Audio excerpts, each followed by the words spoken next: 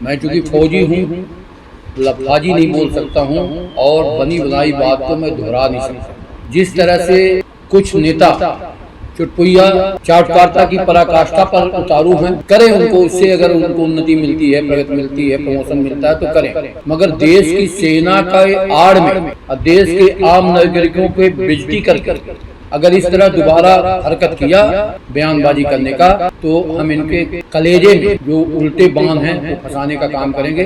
पूर्व सैनिक और मऊगंज के पूर्व विधायक लक्ष्मण तिवारी ने भाजपा के नेताओं के द्वारा की जा रही सेना के खिलाफ गलत बयानबाजी को लेकर जमकर आक्रोश व्यक्त किया।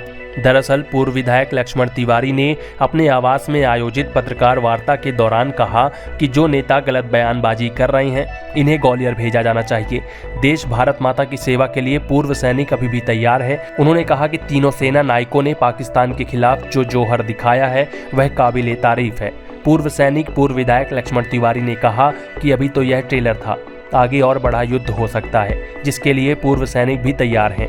आइए आपको सुनाते हैं पूर्व सैनिक और पूर्व विधायक लक्ष्मण तिवारी ने क्या आक्रोश व्यक्त करते हुए मांग की है। देखिए, पूरा देश और पूरा विश्व भारत पाक के युद्ध को देखने के लिए तत्पर था। मैं चूंकि फौजी हूँ, लफाजी नहीं बोल सकता हूँ और बनी बनाई बात को मैं दोहरा नहीं सकता। देश का गौरव, देश का मान, देश की सुरक्षा हमारे तीनों सेना के अंगों के टुकड़ियों पर निर्भर है।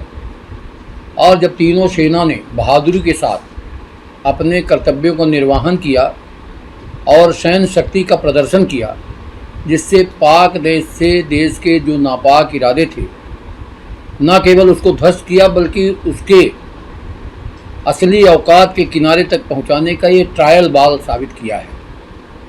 मैं ये कहना चाहता हूँ पूरे देश से कि जिस तरह से कुछ नेता चुटपुइया चाटुकारिता की पराकाष्ठा पर उतारू हैं, करें उनको, उससे अगर उनको उन्नति मिलती है, प्रगति मिलती है, प्रमोशन मिलता है तो करें, मगर देश की सेना का आड़ में और देश के आम नागरिकों पे बेइज्जती करके अगर इस तरह दोबारा हरकत किया तो हम सैनिक तो देश की सेवा में है, पूर्व सैनिक हम अभी स्वतंत्र हैं जो पूरी मनोयोग से देश के लिए, भारत माँ के धरती के लिए समर्पित है। अगर ये दोबारा जुन्नत किया इस तरह से बयानबाजी करने का, तो हम इनके कलेजे में जो उल्टे बांध हैं वो फंसाने का काम करेंगे।